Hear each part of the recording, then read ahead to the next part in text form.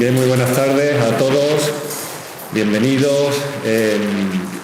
Antes de nada, y para este acto de clausura oficial, 15ª del Máster en Desarrollo Social de la Cultura Artística, quiero daros las gracias, agradeceros pues que os hayáis trasladado hasta Marbella, después del ofrecimiento que nos hicieron a través de Alba, a la que también le quiero agradecer todos esos trámites y la visita guiada que he realizado, por supuesto a la dirección del museo, a Rosa Ruiz, pero como digo, quiero agradeceros el esfuerzo que habéis hecho. Sé que habéis hecho un esfuerzo en trasladaros hasta Marbella. Lo normal es que lo hubiéramos realizado en Málaga, algunos de los salones que bueno, solemos utilizar de distintos museos de la capital, pero bueno, creo que era una buena ocasión para conocer este museo, para trasladarnos hasta Marbella, para vivir una nueva experiencia y por lo tanto lo quiero agradecer encarecidamente.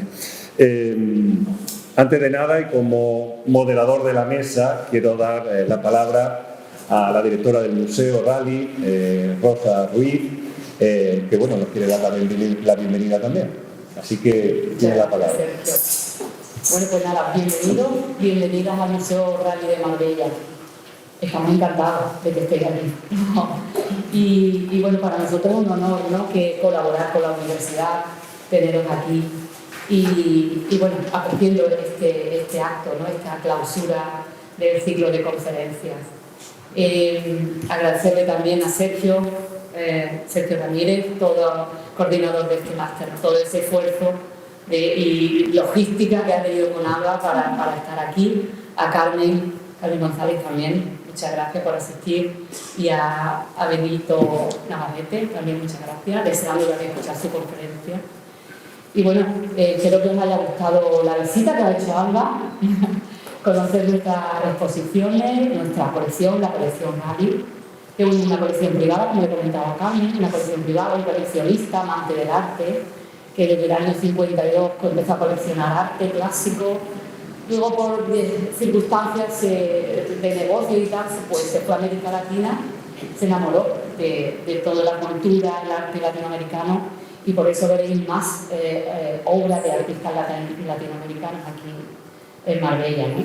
Porque además nos dejó una misión, nos dijo a todos los museos, porque es una colección que compartimos con otros museos de Rally, que tenemos repartidos en distintos países, dos en América Latina, Chile, Uruguay, dos en Israel, y el más pequeño de todos, así que imaginaros los demás, ¿no? Somos 5 museos que compartimos la misma colección. Y bueno, la visión que nos dejó este señor pues, es de difundir el arte latinoamericano fuera de sus fronteras. Y para nosotros es un reto, ¿no?, pues, estando aquí en Europa, pues transmitir esa cultura latinoamericana y sus ideas, ¿no? Y ya te digo, su cultura es bastante complicado aquí. Pero bueno, nosotros, como yo digo, somos aquí en Marbella una ventana a Latinoamérica, que encantados de abrir para que descubran este maravilloso continente. Y bueno, nada más. Yo agradeceros de nuevo y espero que esta sea la primera de otras muchas colaboraciones. Muchas gracias. Gracias.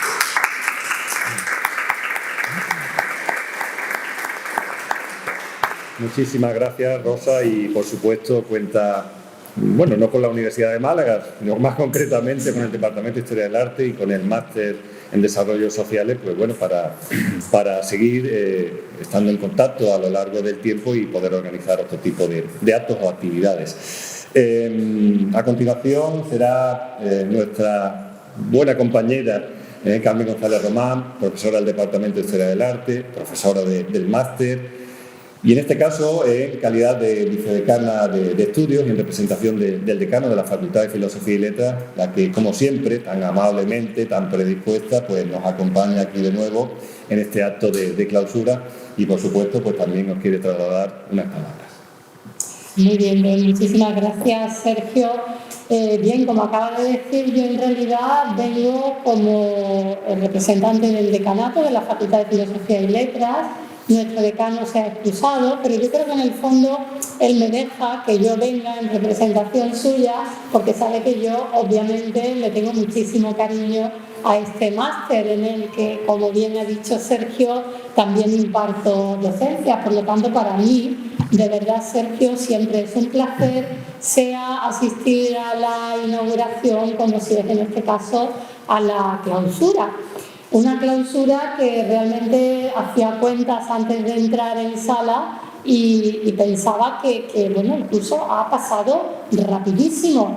Yo sé que el último tramo ha sido duro. Yo lo he comentado con mis alumnos, los que me habéis sufrido en clase, lo he repetido. ¿Qué os pasa en este último tramo que os veo tan cansados, ¿no?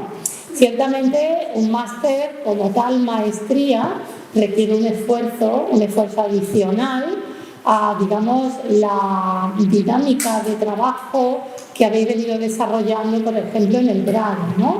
Se entiende que además muchos de vosotros sois ya incluso profesionales en distintos ámbitos y el sobreesfuerzo de asistir a clases, de realizar los trabajos, pues evidentemente es muy meritorio. Pero yo el mensaje que quiero transmitir hoy aquí, sobre todo, es un mensaje esperanzador, en el sentido de que verdaderamente estoy convencida de que toda esa cantidad de clases teóricas, clases prácticas, malos ratos que os hemos hecho pasar a lo largo de estos meses, a la postre os van a ser muy útiles y necesarios, sea cual sea la actividad que elijáis en vuestro futuro ya muy próximo. Me ha hecho mucha ilusión y quiero agradecer a Alba, aunque hemos llegado un poco tarde por cuestión del tráfico. Me ha hecho mucha ilusión, como digo, encontrarme con una antigua alumna de mi grado, y más ilusión, si cabe, algo que me ha dicho ella, que si me permites lo voy a reproducir. Sí, sin problema. Me ha dicho: Carmen, gracias por ser la única profesora en el grado que me animó a presentar públicamente un trabajo en clase. Porque en aquella época ella se confiesa como alguien muy tímido, que era incapaz de hablar en público. Y entonces a mí realmente me ha llenado muchísimo esa conversación que hemos tenido, porque realmente fíjate dónde estás trabajando, ¿no? Y la necesidad de desarrollar esa destreza de comunicar, de transmitir a través de la palabra todo eso que está aquí presente, ¿no? En este museo tan fantástico. Un museo que también evidentemente quiero agradecer, como no, a su directora el habernos cedido el espacio para este acto, las amabilísimas palabras que nos ha dedicado. Y bueno, sin querer pisarle a nuestro coordinador del máster, yo me voy a permitir hacer alguna pequeña alusión a nuestro invitado de honor hoy. Además subrayo el término honor, porque verdaderamente creo que somos afortunados de tener hoy aquí con nosotros a Benito Navarrete. Como digo, le voy a pisar un poco la presentación, pero no voy a hablar de todo su currículum, que eso lo va a hacer fenomenal, mucho mejor que yo, el profesor Sergio Ramírez. Pero sí un par de pinceladas. Por ejemplo, Benito ha tenido la deferencia de venir a la Universidad de Málaga en esta ocasión, a este museo, después de una intensísima etapa de trabajo que le ha llevado a inaugurar en calidad de comisario una fantástica exposición recién inaugurada en el Museo Nacional del Prado, dedicada a Herrera el Mozo, un pintor no suficientemente estudiado, no debidamente conocido, y que, aunque veníamos comentando, ni Sergio ni yo hemos tenido todavía oportunidad de visitar la exposición, lo estamos deseando y estoy convencida de que nos va a aportar nuevas luces, ¿no?, sobre esas sombras que tanto en este pintor como en otros pintores contemporáneos a él se siguen manteniendo. Y sobre todo, por lo que he venido leyendo en prensa sobre la exposición que comento en el Museo del Prado de Herrera el Mozo, me ha interesado especialmente esa concepción que tiene Benito Navarrete de lo que él define como artista total.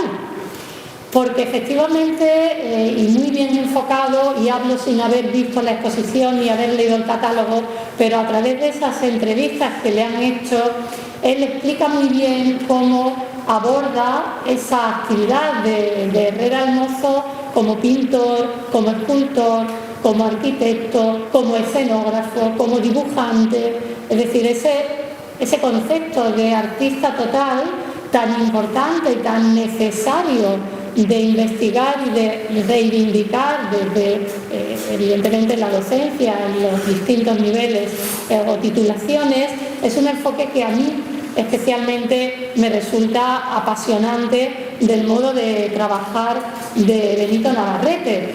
Y un hito también especialmente destacable es la publicación de su libro, hace ya, tengo anotado por aquí la fecha, 2017, sobre Murillo, del cual hoy nos va a hablar él en extenso, Murillo y la metáfora de la imagen, que además ha recibido más recientemente un premio, el premio Eleanor Taft, al mejor libro publicado en Estados Unidos sobre arte ibérico. Os puedo asegurar que no es un título que puedan contar con él muchos investigadores, ¿no?, del ámbito hispánico. Y él, pues, con este premio, pues, lógicamente ha obtenido un reconocimiento a un trabajo, a una tarea de investigación verdaderamente asombrosa, ¿no? Yo voy terminando, utilizo en mis clases, no tanto en el máster, pero sí en el grado, en las clases de teoría del arte, donde obligué a Alba a exponer un trabajo. Ahí sí que vengo utilizando desde hace unos años, en la presentación PowerPoint que solemos mostrar, una referencia a un simposio que también él organizó en Sevilla sobre Murillo, ¿no?, que fue un simposio, digamos, premonitorio, porque poco después salió el libro sobre Murillo y las metáforas de la imagen. Y digo que lo utilizo en mis clases de teoría del arte porque, claro, especialmente en nuestra Universidad de Málaga resulta muy atractivo el título por lo que oferta de asignaturas de arte contemporáneo, y nos encontramos en un museo de arte contemporáneo, ¿no? Pero da la sensación a veces, cuando estamos en clase, y ellos me podrán corregir ahora, que muchos estudiantes piensan que ya no hay nada que decir sobre el arte de siglos atrás, ¿no?, sobre la pintura antigua, como también se le llama. Y yo siempre les digo que están muy equivocados. Y pongo como ejemplo precisamente ese simposio en el que se abordaron nuevas miradas sobre un pintor que aparentemente, y para muchas personas, investigadores incluso ya estaba todo dicho.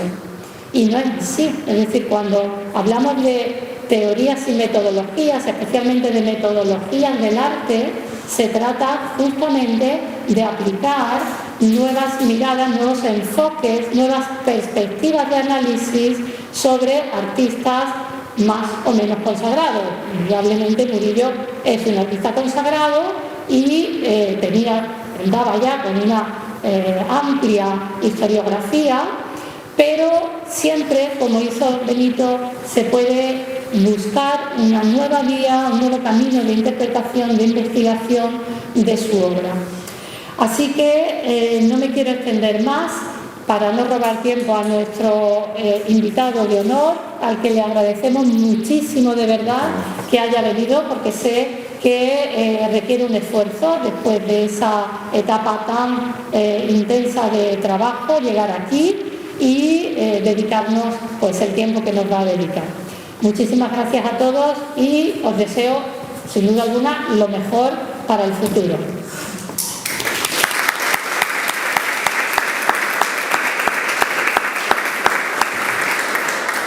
Muchísimas gracias, Carmen, como siempre, por tu presencia y por tus palabras. Ya no me ha dejado mucho más que decir, Casi presentado a nuestro gran protagonista de la tarde, a nuestro invitado, a Benito Navarrete. Sí es cierto que yo traía aquí un muy breve resumen de su trayectoria, de su currículum, para dar unas pinceladas, como digo, muy breves sobre aquellos aspectos, ¿no?, y aquellas cuestiones y su formación académica y su trabajo en este mundo que ha realizado Benito Navarrete. Lo cual, como digo, cuesta muchísimo de resumir y voy a leerle directamente para que tengan ustedes una leve idea, ¿no?, de esa trayectoria. Benito Navarrete Prieto es actualmente catedrático de Historia del Arte en la Universidad Complutense de Madrid y ha sido catedrático en la Universidad de Alcalá de Henares. Asimismo, también fue contratado predoctoral en el Instituto Diego Velázquez del CSIC y profesor de las universidades de Valencia, Alcalá, Oviedo y Valladolid. Ha sido director de Infraestructuras Culturales y Patrimonio del Instituto de la Cultura y las Artes del Ayuntamiento de Sevilla entre el 2011 y 2015 y con anterioridad asesor de la Fundación Focus Abengoa y creador del Centro de Investigación Diego Velázquez. Defendió su tesis doctoral bajo la dirección de Alfonso Emilio Pérez Sánchez sobre la pintura andaluza del siglo XVII y sus fuentes grabadas en el año 1997. Se ha centrado principalmente en el estudio de la pintura andaluza, madrileña y el dibujo español. Destacan su monografía dedicada a Ignacio de Ries y Antonio del Castillo, de quien ha realizado también el catálogo razonado de sus dibujos y ha sido responsable del proyecto de investigación Fuentes y modelos de la pintura barroca madrileña.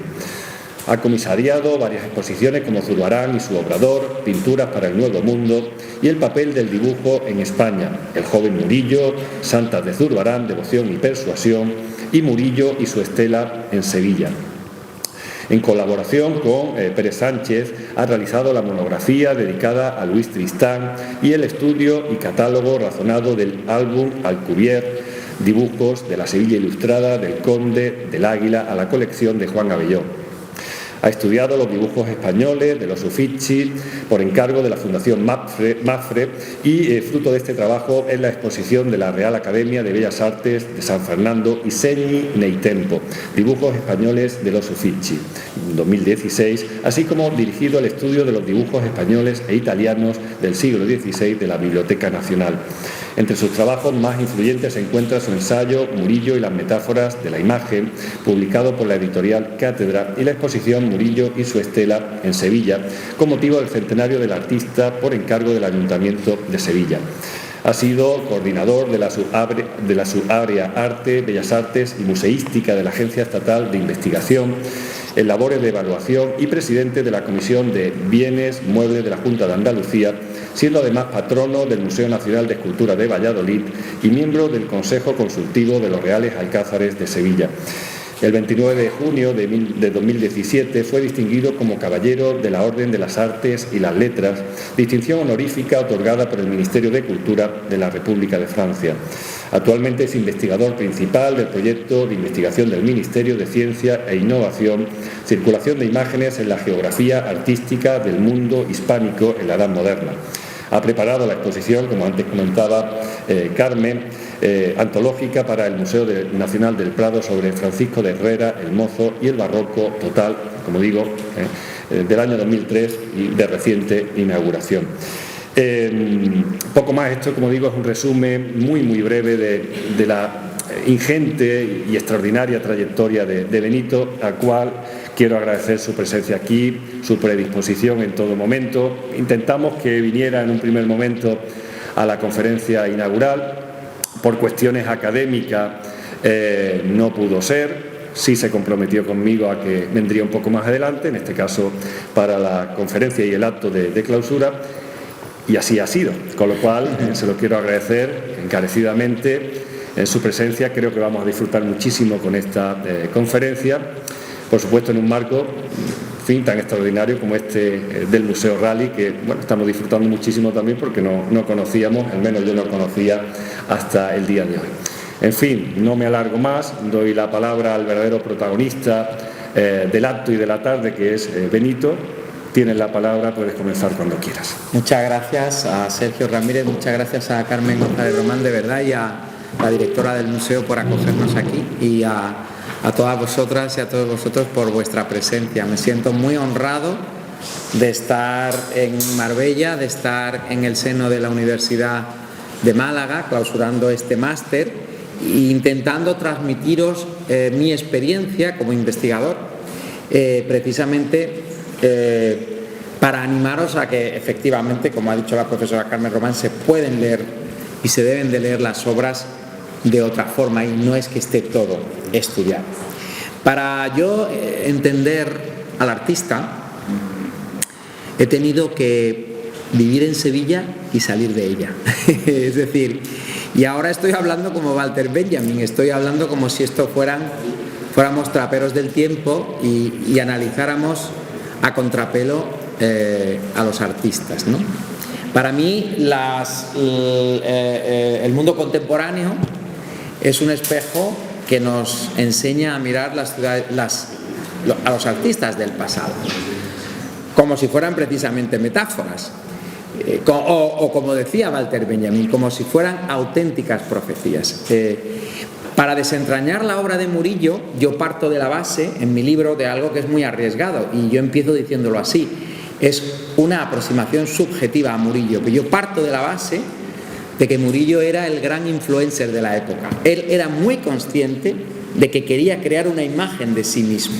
Es decir, él se esfuerza por crear el propio mito del artista en su propia época, y para eso utiliza a sus amigos, que son Diego Ortiz de Zúñiga, caballero 24 del Ayuntamiento de Sevilla, es decir, lo que hoy es un concejal de familia noble. Este retrato que están viendo aquí lo identifiqué yo en Penrhyn Castle, en el castillo de Penrhyn Castle, en Gales. Es una obra que se pensaba que era una copia, y precisamente por no conformarme, y cuando yo vi en la web del National Trust, digo, yo creo que esta obra tiene calidad, ¿no? Entonces me fui a ver la obra, y cuando me puse delante de ella me di cuenta de que estábamos delante de un original, ¿no? De un original de bastante calidad. Es una obra que presenta muy bien eso que Murillo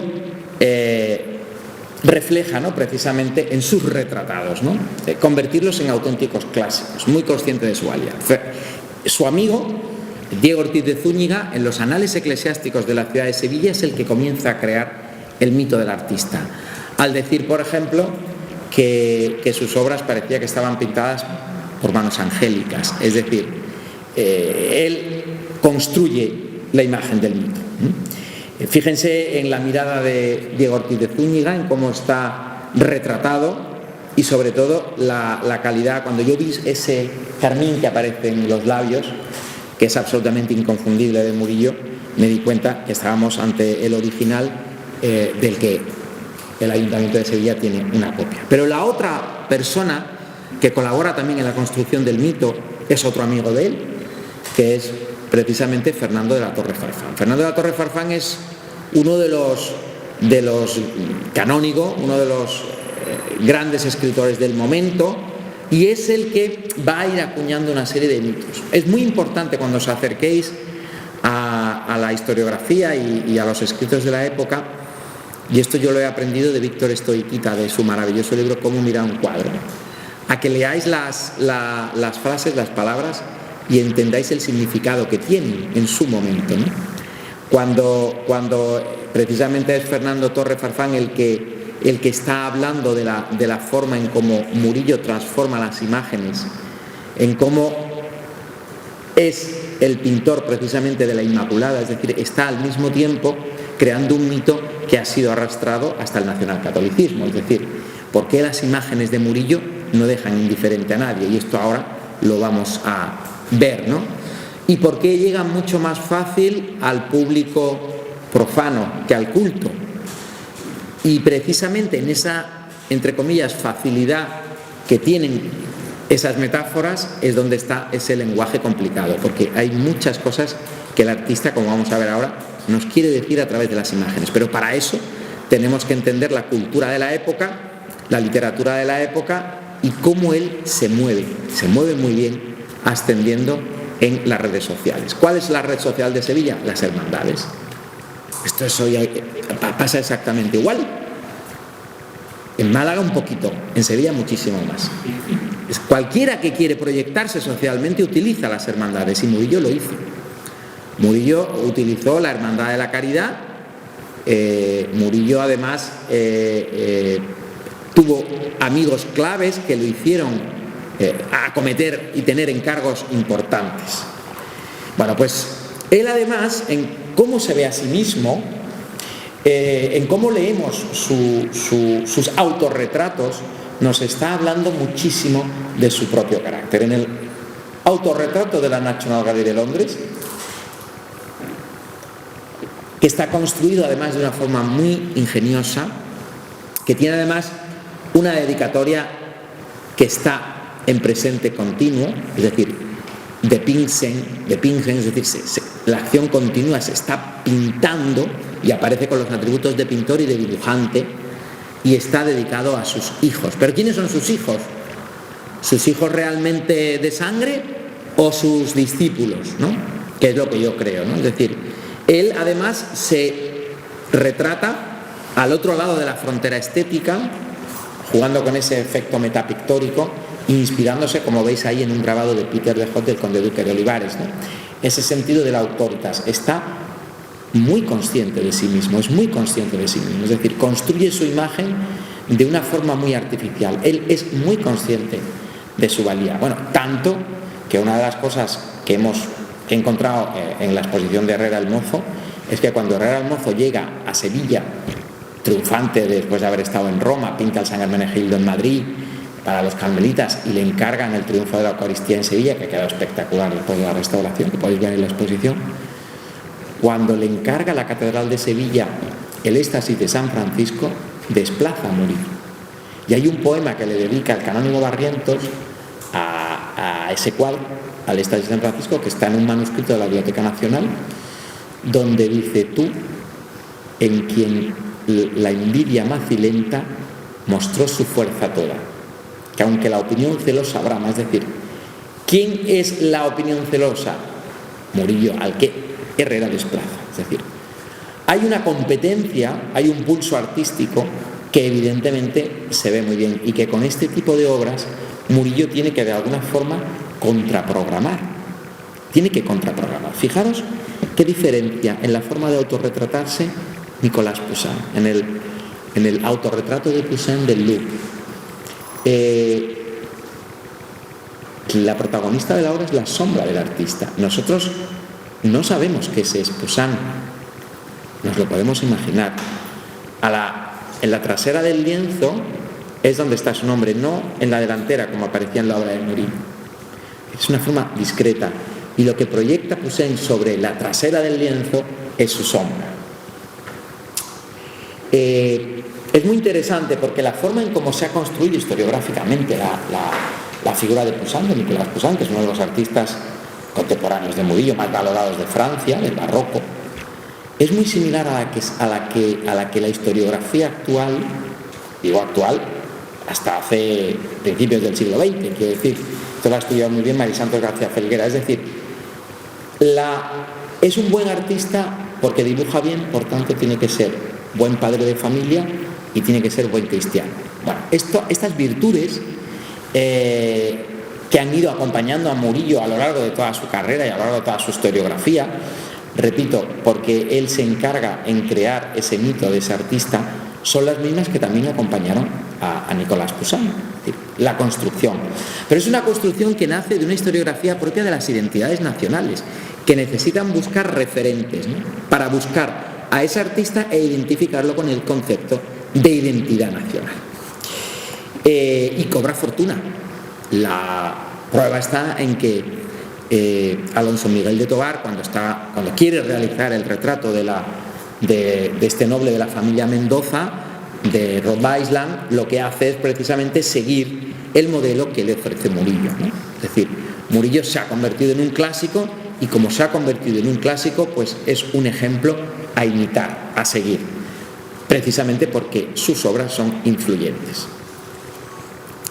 Pero al mismo tiempo, esa influencia que ejercen sus obras hizo que los canónigos de la Catedral de Sevilla que le apoyaron, entre ellos está Federighi, que es el dueño de esta obra que tenéis delante, la Virgen de la Faja, Una obra que representa muy bien, era de su propia colección, pero fijaros lo importante que es esto.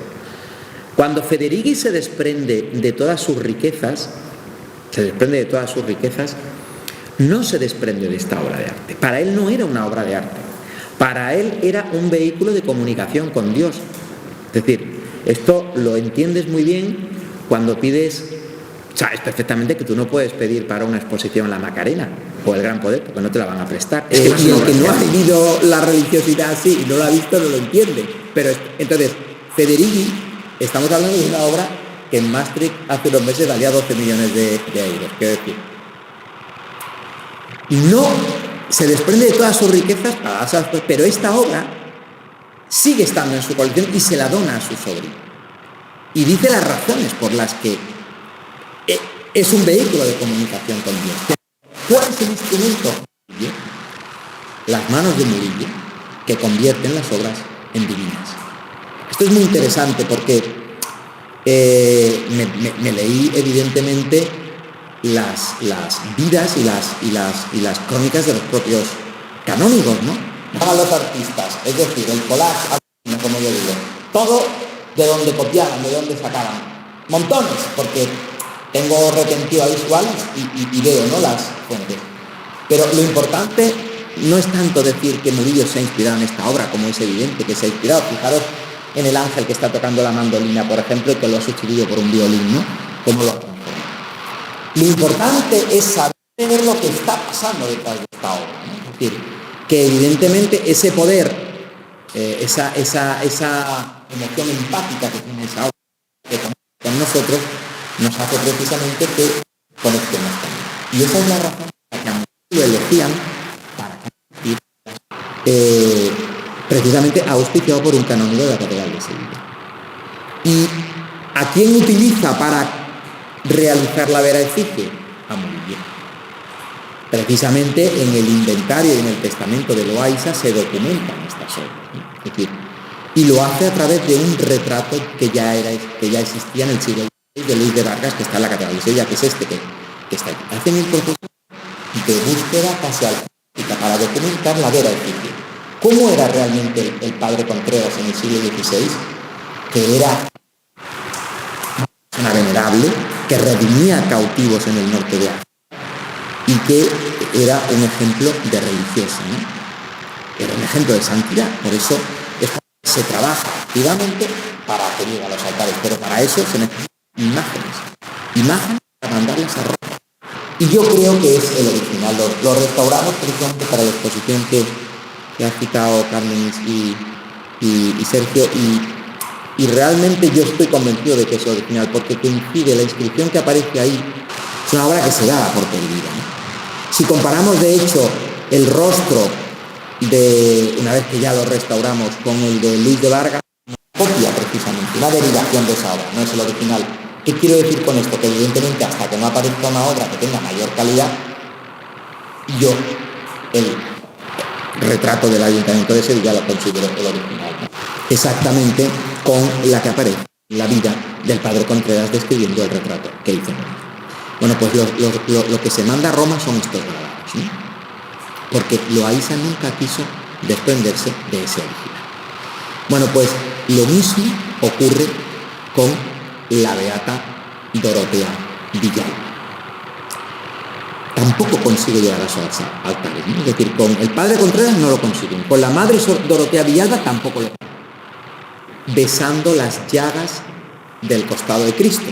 Bueno, pues esto obedece a un asunto de la vida de la propia madre Dorotea Villalba, donde dice que en los últimos momentos de su vida, cuando estaba agonizando antes de expirar, le pidió un crucificado para que saciara su sed, y empezó a beber de las llagas y empezó a sacar un néctar divino que iba ligando, y con ellos se iba alimentando. Fijaros los virginales dedos, fijaros esos dedos tan blancos y tan absolutamente afilados.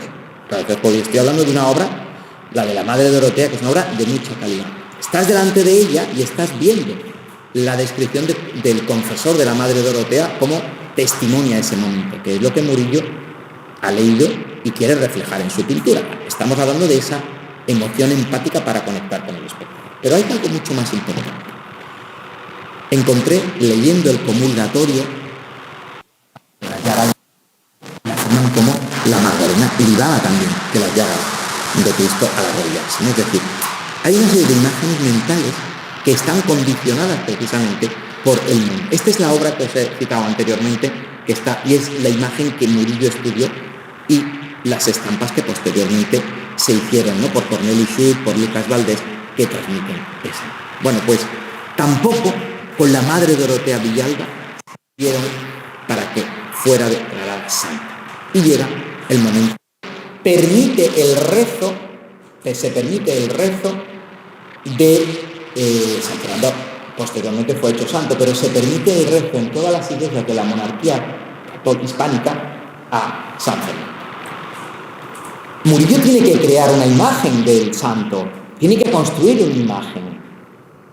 Pero para construir esa imagen, él y Pedro Roldán estuvieron investigando incluso con el cuerpo santo, su rostro incorrupto, la ropa, gesto. Y fijaros a dónde acude. Acude a una crónica franciscana para representar en Carlomagno la imagen del poder. Eso es lo que quiere transmitir. Fijaros cómo ha construido la imagen de esos presuntos santos, esos santos que querían ser santos, utilizando sus veras efigies. Y en el caso de San Fernando, él hizo precisamente esa imagen de Carlomagno, precisamente para representar el ideal del poder, de majestad, ¿no? Bueno, pues es precisamente esa imagen la que le sirvió para su dibujo y el grabado que aparece en el libro de Fernando Torres Farfán, las fiestas que hizo la iglesia de Sevilla para el culto de San Fernando. Y es precisamente esa imagen la que ha servido para que localicemos la pintura que estaba perdida. O sea, se conservaba una foto en blanco y negro y apareció en una subasta de Dinamarca. La compraron unos marchantes, Coinari, y hoy está en la colección que está montando, ¿no? Jonathan Raffer en Durham, ¿no? Es donde ha terminado esta obra, pero se restauró y fijaros el color, ¿no? Después os he puesto la obra antes de la limpieza, fijaros el color, ¿no? Y ese sentido para que veáis de dónde parte, ¿no? La imagen, cómo construye Murillo a partir de esa estampa, esa imagen de poder y de majestad.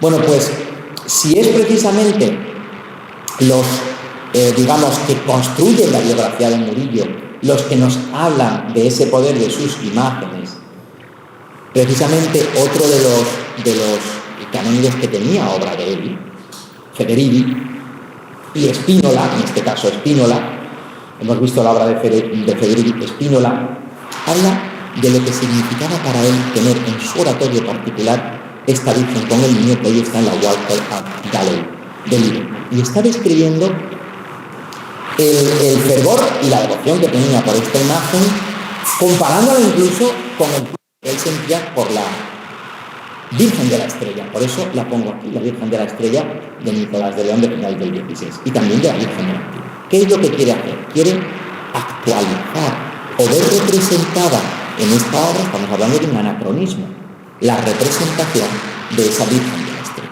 por el culto que le tenía, ¿no? A ella, ¿no?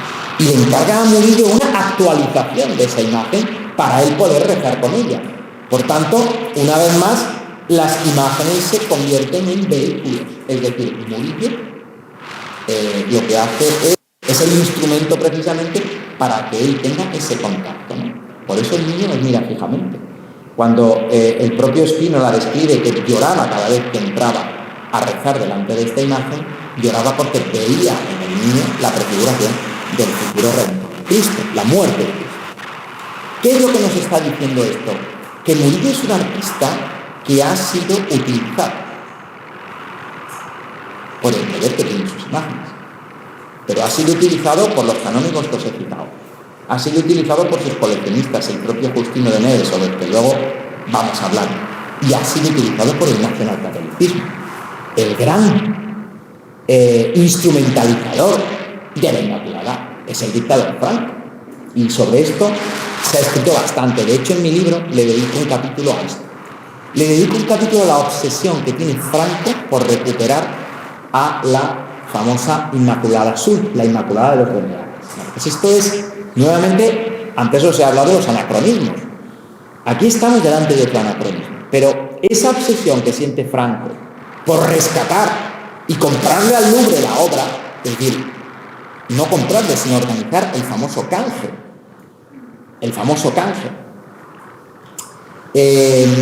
Hay un TFM, en Francia se publican los TFMs, que lo ha publicado la editorial Alianza en español, que es se titula El retorno de la Dama de Elche. Bueno, pues está con ese título, pero con la Dama de Elche viene también la Inmaculada de Murillo, viene el Tesoro de Guarrazar y viene una serie de documentos, ¿no? Es el famoso canje que se hace en la época de Petén con Franco, ¿no?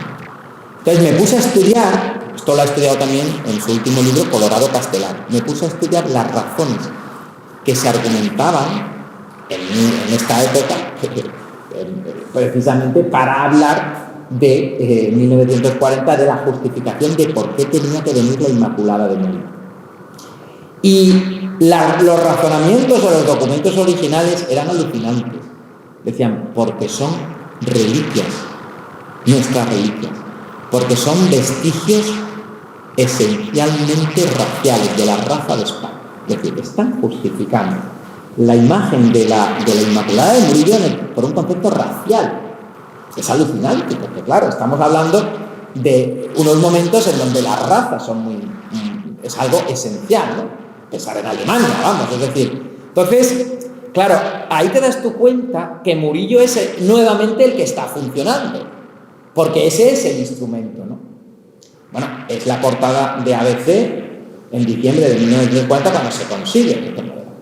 Yo seguí investigando sobre eso y me di cuenta, gracias a la subasta de la obra, es decir, cuando la obra la compra el Louvre, sale a subasta después de todo lo que la venta de la colección Sur, ¿no?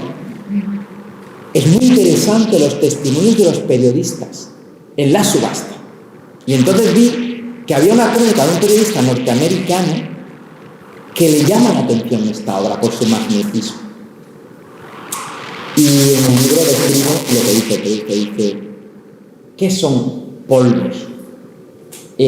Óleo espolvoreado sobre ese lienzo. La imagen del poder, cetros, coronas, es decir, pero su belleza es carnal o es humana. La confusión que produce en el espectador. Lo que estamos viendo es realmente una virgen o es una mujer. Es decir, por tanto, nuevamente está conectando con nosotros, ¿no? Con el público, pero con el público de todas las épocas, con el público del siglo XVII, porque le organiza Pino de Neve en las fiestas de Santa María la Blanca, el altar, ¿no? Con este altar efímero, ¿no? En las puertas cuando se inaugura una fase de antropología sobre el poder de los símbolos. Estoy hablando de un artículo de los años 30. Y cuenta cómo se narra la aparición de la Virgen de Fátima. El milagro de la Virgen de Fátima. La descripción de la pastora, esto en el libro español no está, esto está en el libro en inglés. En el libro en inglés sí lo conseguí meter. La descripción que hace la pastora que se encuentra con la Virgen es la Virgen de la Inmaculada de Murillo. Literal. Es decir, la imagen de la pastora ya se habían difundido las litografías. Ya sabían. ¿Qué quiere decir esto? Que está condicionando el sistema de visión, ¿no? del pasado, del futuro, que es el poder conecta con el público, ¿no? Es decir, está contribuyendo precisamente a que el milagro, la materialidad, la narración del milagro esté condicionada a la imagen. ¿Cuál? La de la Inmaculada de Murillo. Por eso podéis ver Inmaculadas de Murillo hasta en Bagdad. O sea, está muy copiada por el poder, tienen precisamente sus imágenes. Por eso es muy interesante analizar lo que nos cuentan las imágenes. Las imágenes con todas las circunstancias que llevan, ¿no? Y el poder que tienen, ¿no? Aquí veis en la estación de mediodía cuando llega ahí está el marqués de Lozoya junto con todas las autoridades del momento, ¿no? Portando la caja, ¿no? Pues lo mismo ocurre con otra de Murillo, que es la famosa Virgen de la Servilleta. Una obra que está cargada de un poder simbólico. que lo mismo ha hecho correr ríos de tinta primero por la leyenda de que se pensaba que estaba pintada, que esto no es cierto, es un tafetán, que si había sido regalada por los monjes franciscanos, los capuchinos, cuando Murillo había estado pintando el retablo de los capuchinos. Bueno, esta obra os la pongo antes de la limpieza, porque luego va a ser algo muy importante. Murillo construye su imagen cultural lo mismo que construye sus imágenes profanas, es decir, ese mecanismo desde la emoción empática, de la conexión con el espectador, en sus imágenes culturales, religiosas, está construido de la misma forma. La imagen, Stirling Maxwell en sus Annals of the Artists of Spain, como un vestigio. Antes hemos hablado de las reliquias, ¿no? Franco argumentaba, ¿no? Franco argumentaba la Inmaculada como una reliquia. ¿Cómo la argumenta o cómo la lee Stirling Maxwell en su libro Annals of the Artists of Spain, 1848? Es como una vera efigie. Es una vera efigie. Es como si fuera una Verónica de Zurbarán. Es como si fuera una obra que ha sido realizada por manos no humanas, por impronta, ¿no? Bueno, pues esto es algo que también nos enseña a ver cómo colabora en la creación del mito. Incluso Ballester, este grabador del siglo XVIII, cuando nos está reproduciendo la obra,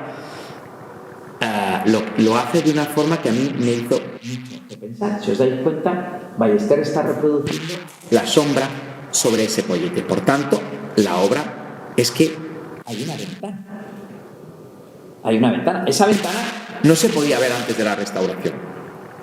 Y efectivamente la obra tiene una ventana. Es decir, ha colocado una ventana que separa, es lo que Víctor Stoiquita dice, ¿no? La frontera estética entre el espectador y la obra.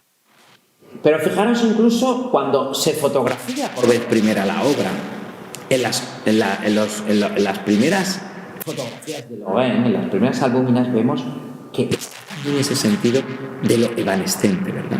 De ese misterio.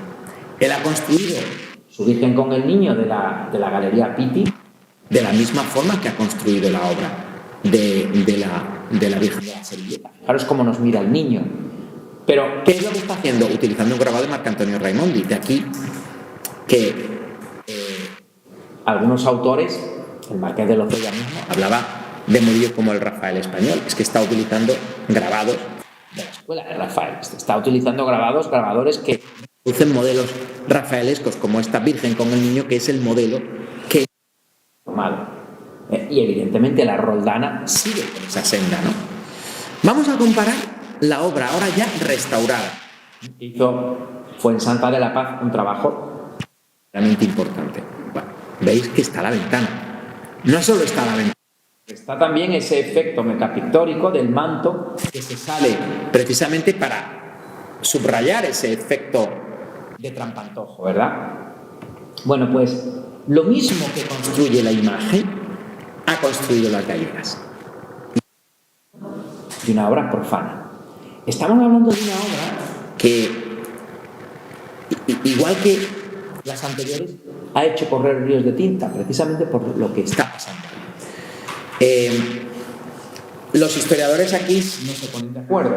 Hay historiadores que veían, yo tengo claro, que hay una escena de prostitución, de proxenetismo, es decir, Angulo cuando analizó la obra en su catálogo razonable decía que es una escena de curiosidad femenina en la que está un cupido por nacer, dice Angulo en su narración de la obra.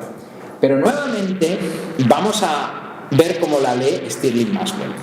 Y Stirling Maxwell habla de una representación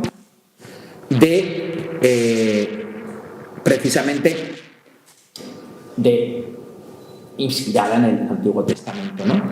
En Jacob y Labán, que quiere irse con su hija más joven, Raquel, y él le da su hija mayor, que es Lea, ¿no? Es decir, y ahí hay una que se está riendo, que es la que aparece en el fondo, ¿no? Es decir, porque sabe lo que va a pasar. Es una obra construida de una forma absolutamente teatral, pero tal es así que nosotros vemos que es una representación. En cualquier momento esos postigos se pueden cerrar y la representación acaba. ¿Qué quiero decir con esto? Que nosotros vemos lo que ahí está ocurriendo, pero esto no es una escena inocente. Esto es una escena que está inspirada directamente en la picaresca del momento. Está inspirada, no es una escena de realismo inocente. Es una escena compleja, que nos quiere decir mucho. Y está construida lo mismo que ha construido la obra de la Virgen de la Servilleta, es decir, con ese elemento que nos separa. Claro, cuando nosotros vemos el antes y el después de la Virgen de la Servilleta, nos damos cuenta de la importancia que es saber leer las obras en su estado original. Si os dais cuenta, Ballester había reproducido el grabado precisamente cuando había visto la obra limpia, en un estado de conservación limpio. O sea, por tanto, la obra tiene una ventana. Es que está asomada la Virgen con el niño en una ventana. Y la leyenda, que precisamente en las pinturas del siglo XIX, que lo que hacen es precisamente reafirmar que estaba pintada en una servilleta, pues nos están hablando precisamente de cómo se construye el mito de Murillo. Pero Murillo es un artista que lo mismo que, digamos, que dirige nuestra mirada para un mundo que es mucho más difícil del que aparentemente nos quiere plasmar, construye sus obras gracias a lo que está viendo. Y en este sentido, Ribera es un referente absoluto. Fijaros, Ribera y Rafael. Esta obra, que es una obra de Ribera, está en el Museo de Virginia. Esta Virgen con el niño fue el modelo que el artista utiliza para configurar su tipo de Virgen de Belén. Fijaros cómo nuevamente la conexión de la mirada es fundamental. En este Ecce Homo, que fue de la Galería Cailus, cuando se le hizo la radiografía, ahí tenéis la radiografía, apareció esa obra. ¿Qué quiere decir esto? Que Murillo tenía esa copia realizada por él mismo de la Virgen con el niño de Ribera, que probablemente la hizo en Marchena, del Palacio del Duque de Arcos, y que utilizaba con sus obras. Encontramos una obra que se conocía de siempre, esta Virgen con el niño, que fue donada por el propio Murillo al Hospital de la Caridad de Sevilla, del que él era hermano. Murillo era hermano. Bueno, el proceso de limpieza que hizo el Instituto Andaluz del Patrimonio Histórico, al final lo que concluyó, que esto lo estudió Rocío Granja, es que evidentemente la obra, yo creo que es un original de Murillo copiando el modelo de Ribera. Ahí lo tenéis, como tenía ese modelo. Este es el resultado. Es evidente que es mucho más duro y que se ha alterado bastante la policromía, pero lo que está claro es que Murillo está jugando con esa composición y que ha derivado en las obras que conocemos hoy, la que estuvo en una colección privada en Pasadena, el dibujo que estuvo en una colección privada y la obra de la Catedral de México, ¿no? Y esta obra perdida que tiene que aparecer, pero que nos está hablando precisamente una vez más de la importancia que tiene la construcción de esos y que cómo conecta con el espectador y que tuvieron una gran fortuna. Cómo se copian en otros artistas del momento, el propio Domingo Martínez, que lo que hacen es seguir o repetir esos modelos de Murillo gracias a la fortuna. Pero ¿cómo el artista construye esas otras imágenes? Bueno, esta Sagrada Familia, que está en la colección de Félix Palacios Remondo, que es uno de los dibujos de Murillo de una calidad más alta, ¿no? Fijaros que está inspirándose en Artemisa Gentileschi. Es decir, ¿dónde ve él estas obras? Esa es la gran pregunta que nos tenemos que hacer, porque es un artista que tiene una retina enorme y que evidentemente, o esta otra obra inédita que presenté en el libro mío, que nos está hablando además, estudiando muy bien los colores de Andrea Vaca. Fijaros, por ejemplo, cómo se ve muy bien en esta obra de colecciones reales que probablemente Murillo tuvo que conocer en uno de sus viajes a Madrid. Fijaros cómo el colorido, ¿no?, es evidentemente el mismo, ¿no? Es decir, estudia muy bien el color y se ve muy bien en la Virgen con el Niño del Metropolitan Museum de Nueva York. La relación evidente con Andrea Bácaro, ¿no? Bueno, pues lo mismo hace con las estampas. Su obra maestra, Las bodas de Caná, fijaros que es una obra complicada de concepción. Si nosotros nos ponemos a reparar en que realmente detrás de esto hay una composición manierista de Salviati, vosotros no os lo creéis, pero os vais a dar cuenta ahora cómo ha utilizado esta obra, cómo ha jugado. Fijaros en la figura de Cristo que hay al fondo en las bodas de Caná, fijaros, y fijaros cómo la relación de los modelos y de los elementos ha transformado. Evidentemente eso no es una copia, él se ha inspirado en esa composición. Fijaros en elementos claves para advertir precisamente, o en esta figura de aquí, o en esta, ¿veis? Y os dais cuenta de que es el para que lo utilizo. Bueno, pues lo mismo hace con las estampas de Rubens. En este caso, Cristo en el sepulcro, con las santas mujeres, fijaros, cuando resucita, y fijaros, Rebeca y Eliezer en el pozo. Ha cogido un fragmento de ese grabado, que es el que le utiliza para literalmente configurar su imagen de Rebeca y Eliezer. Pero fijaros, porque los ángeles que están señalando el sepulcro vacío le han seguido invirtiendo para realizar la figura de Cristo en la piscina probática. Y una de las figuras de las mujeres que aparece levantándose la toca, ¿la veis? Bueno, pues ahí la tenéis. Le sirve para esa retórica del gesto. Esto es muy interesante, porque él está construyendo su imagen gracias a ese gesto. Y ese gesto es el que le sirve precisamente, inspirado en esa estampa de Rubens, y a partir de ahí crea toda una revolución formal de las imágenes, un viaje de las imágenes propio, ¿no? Generado por él mismo. Y donde mejor se advierte ese viaje es en esta obra maravillosa, las 4 figuras en un zaguán. Esta obra es una obra también que, como ocurre con las gallegas, está cargada de un lenguaje que no es inocente. Esta la ha estudiado muy bien Peter Cherry y la ha comparado precisamente con una escena de la Celestina, ¿no? Precisamente compara la figura de la derecha con esos anteojos con la figura de Celestina, que con esos anteojos veía y leía la mente de las personas y cómo educaba a Parménides, ¿no? Lo que está claro es que la alcahueta que aparece al fondo haciendo esa mueca, ya sabéis todo el recorrido que tiene las muecas desde la pintura flamenca, ¿no? Esos gestos ridículos también nos está diciendo algo, que ahí está ocurriendo algo. Ahí está ocurriendo algo relacionado con la picaresca. Y la figura en cómo la mujer, la presunta Celestina, nos mira atentamente a los ojos, lo mismo. Pero fijaros la conexión con la pintura de Swijters, que es un artista holandés fundamental. ¿Qué es lo que se ve ahí? En la figura de la mujer que está espiojando a ese niño. Está haciendo lo mismo que está realizando la mujer. ¿Veis? Esta figura está espiojando a este niño. Esta figura también lo está.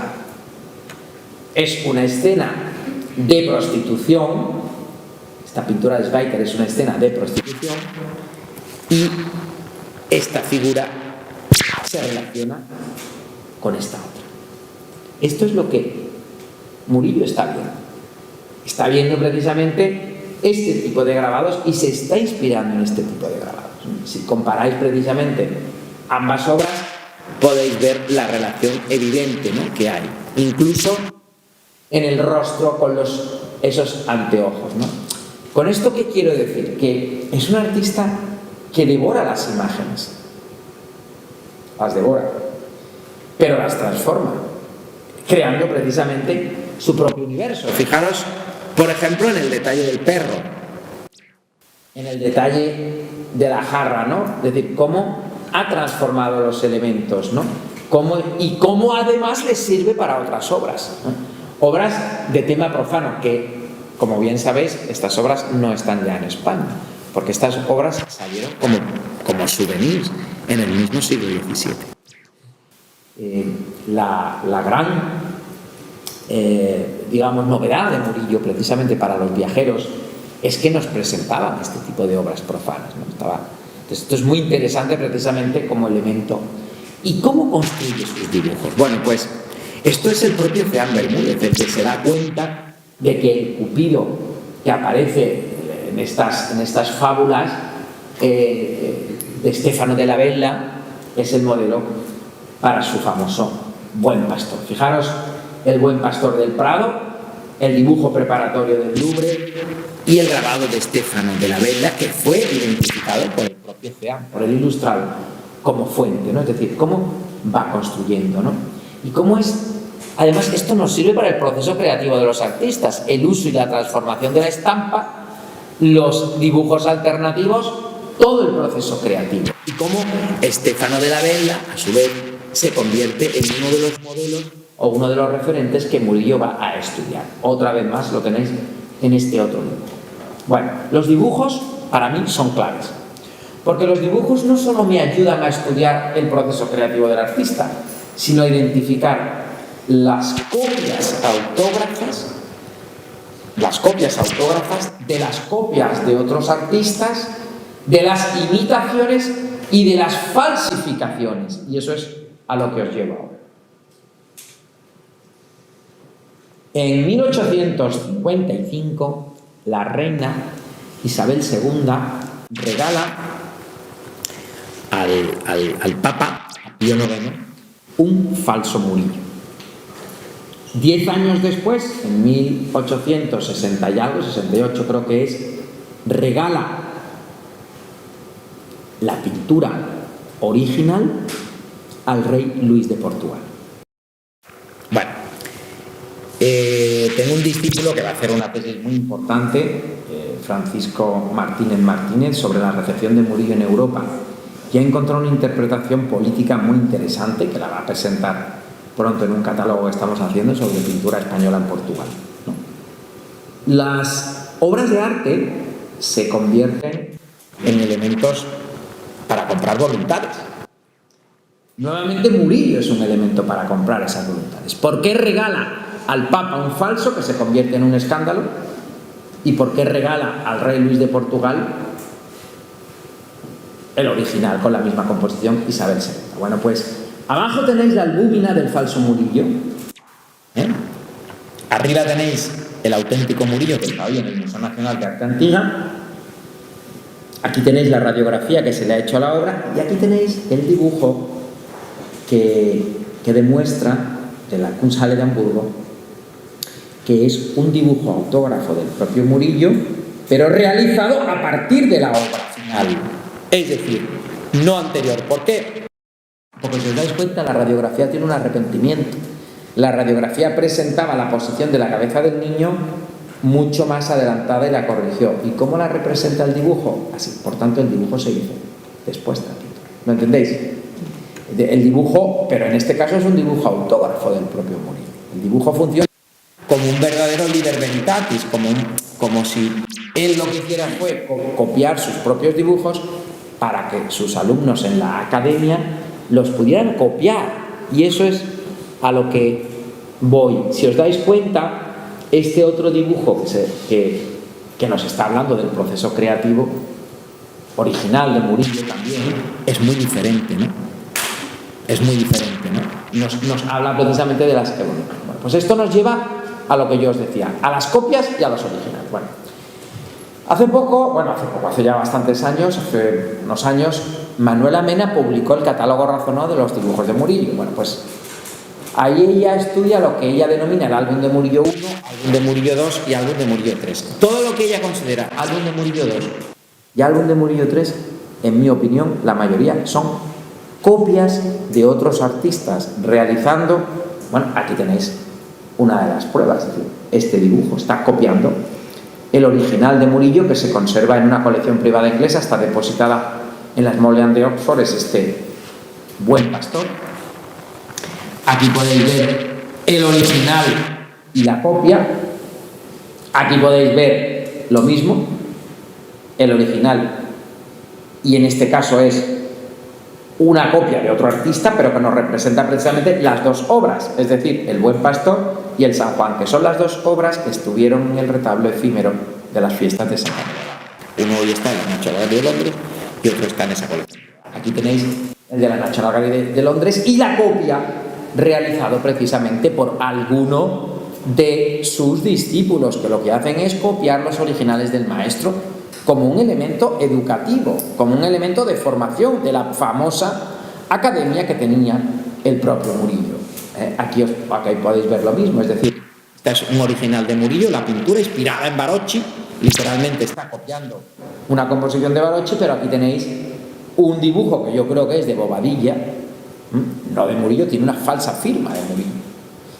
Y lo que hace es repetir el modelo original y autógrafo del artista. Por tanto, con ello quiero deciros que es Murillo, y vuelvo al comienzo de mi conferencia, el principal responsable de su fama, el principal responsable de su fortuna, pero también el que colabora en su academia a que sus modelos se generalicen, y el responsable, en última instancia, de lo que ha significado el poder de sus imágenes.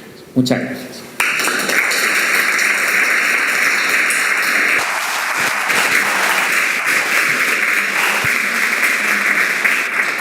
Si tenéis alguna pregunta, queréis preguntar algo.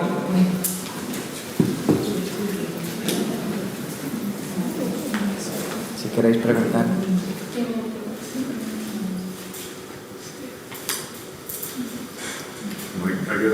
Bueno, muchísimas gracias, Benito. Yo creo que tenemos pocas palabras que añadir a la conferencia, al contenido de esta conferencia. A mí me ha encantado. Gracias. Ha sido extraordinaria y todo un placer, pues bueno, haber podido asistir a una charla, a una conferencia, yo creo que magistral. Bueno, para ir terminando ya el acto, yo quisiera dar paso ahora, bueno, el acto de clausura oficial, aunque ya sé que os queda todavía por hacer cosas. Queda que terminar a muchos de vosotros las prácticas externas y por supuesto también defender el trabajo fin de máster, pero bueno, hoy estamos aquí ya en un acto prácticamente oficial de clausura, y junto a Benito Navarrete, que es verdadero protagonista también de la tarde y de la jornada, pues los protagonistas sois los alumnos y las alumnas. Con lo cual yo quiero dar paso ahora al representante de los alumnos, pues que nos quiere también trasladar unas palabras. Jesús, si quieres, no, acércate.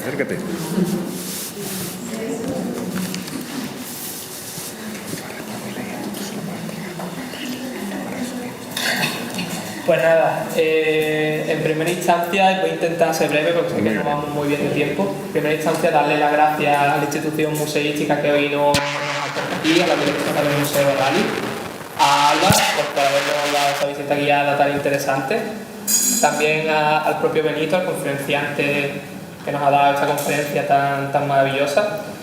Y nada, me gustaría también darle las gracias a los profesores que han impartido, a las profesoras que han impartido sus clases a lo largo de todo este año, a Carmen, a los que no han podido estar, al propio Sergio y a los propios compañeros que han hecho posible que podamos estar hoy aquí, ¿no? Y en especial me gustaría agradecerle especialmente la labor a Sergio, porque bueno, como coordinador del propio máster es una ardua labor muy encomiable y que no está reconocido, y en fin, yo creo que ha estado con nosotros desde el minuto número 1, ha estado subsanando un montón de problemáticas que han ido sucediendo a lo largo de todo este tiempo. Y por cierto, Sergio, la frontera del CFM me está acordada Así que nada, que quiero que le deis un abrazo también, por supuesto, pero un aplauso muy grande a Sergio por su labor. Así que...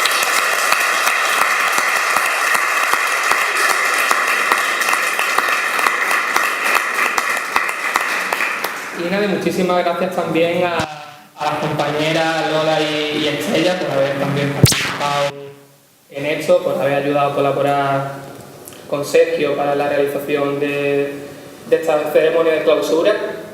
Y nada, decir también que bueno, es la ejemplificación, las dos, porque han atravesado un año muy difícil a nivel de salud, a nivel médico, y es el ejemplo, el vivo ejemplo y la personificación, pues eso, de la virtud moral, de la entereza, de superación, esa capacidad de superación, de estar ahí, de tener esos valores tan bonitos que ha transmitido a todos los compañeros a lo largo de todo este año, a lo largo de todos estos 7 meses, de estar ayudándonos en todo lo que nosotros hemos podido. Yo la verdad que estoy bastante pesado pidiendo ayuda y demás.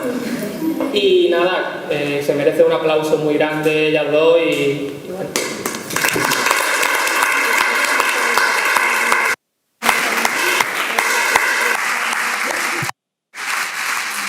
Ya terminando, lo prometo, a decir que nuestro futuro va a ser brillante porque nos lo merecemos, porque nos lo estamos currando. Que hagamos lo que hagamos, que vayamos donde vayamos, pues nos va a ir genial. Y me gustaría pues finalizar con unas palabras del nómada estadounidense Bob West, que tiene mentalidad activista. Fue importante la película en relación con el cine y demás, de la histórica película Nomadland, que decía que see you down on the road, nos veremos en el camino. Yo sé que más tarde o más temprano nuestras vidas se volverán a entrecruzar y nos llevaremos para siempre con nosotros. Así que nada, muchas gracias por todo y a disfrutar.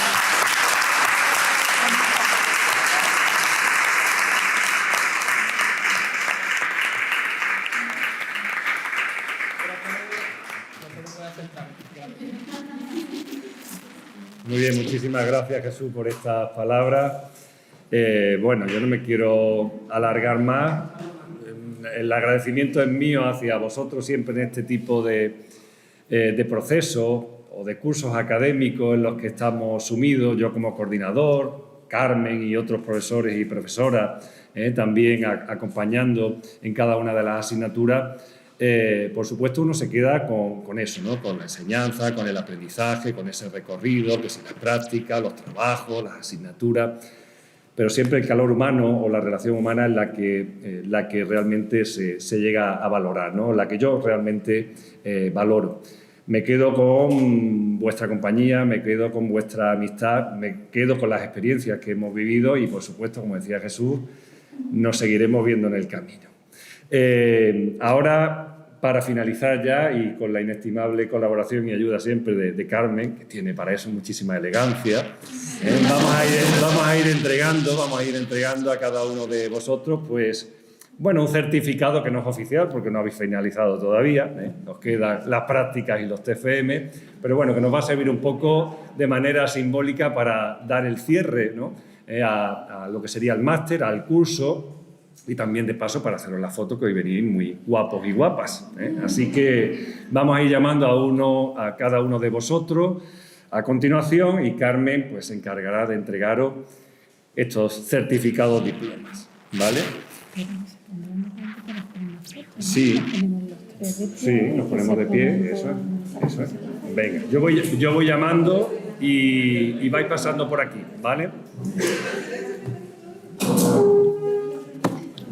En primer lugar, Lola Gema Carazo del Castillo, como no podía ser de otra manera.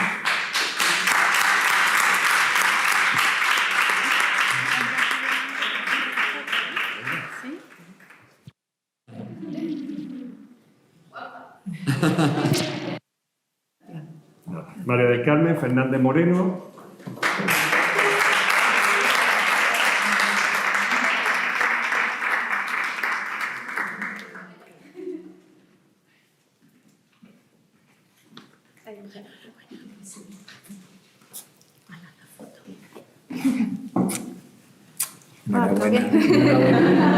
Diana Bandera Fernández. Sí.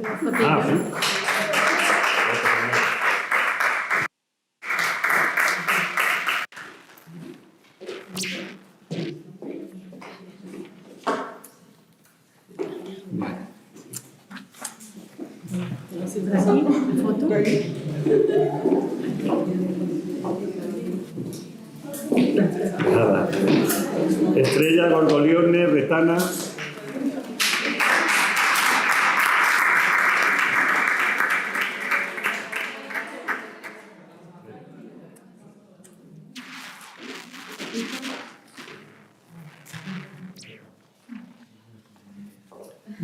Elena Ruiz Ponferrada.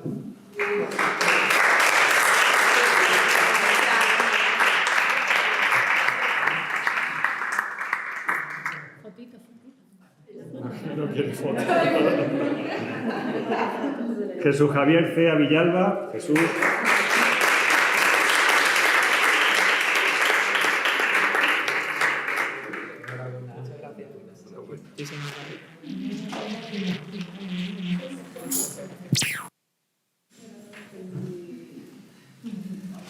Julieta Laborde.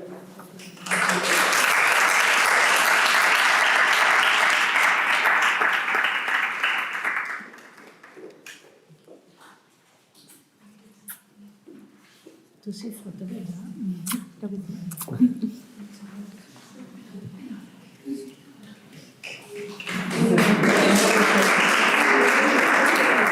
Irene Núñez Delgado.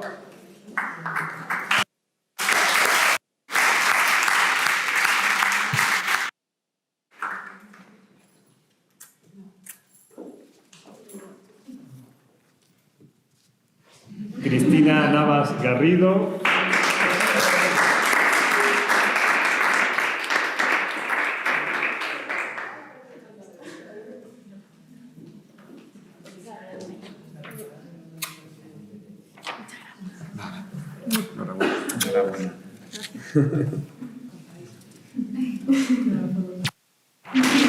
Francisco Calleja Hidalgo.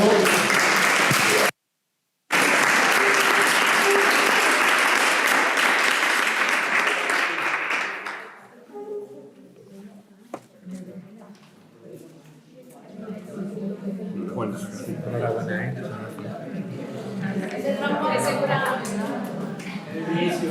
Sofía Canda.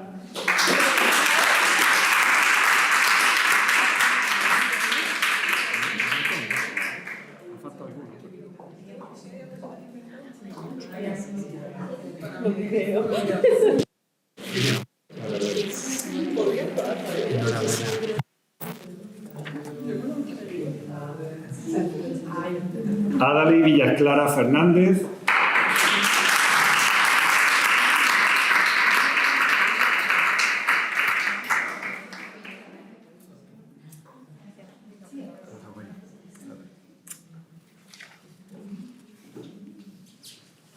Marta de Langarica Hidalgo.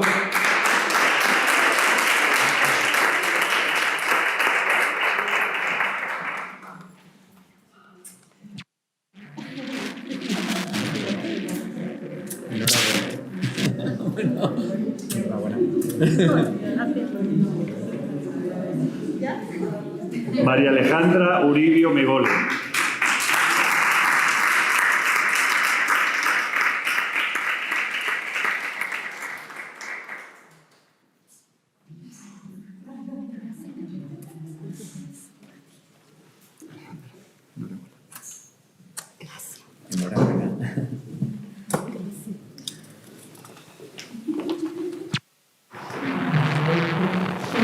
Juan José Delgado Martínez.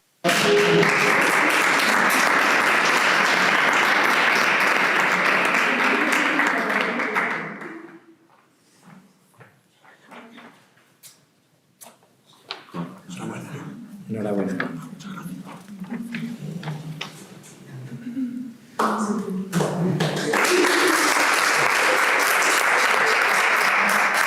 Ángel María Lumbreras Fernández.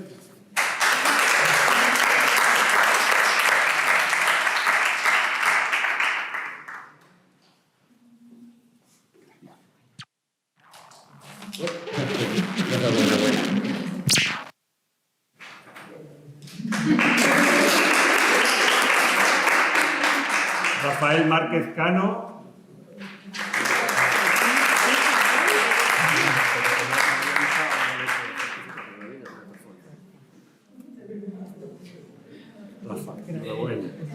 Enhorabuena.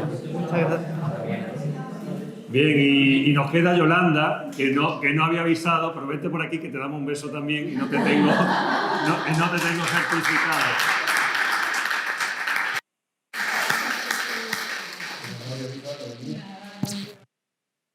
Enhorabuena. Enhorabuena. Un aplauso. para ella. Que no tiene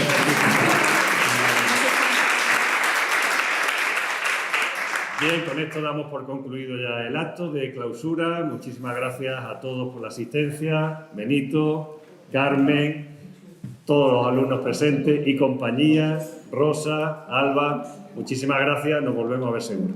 Muy bien.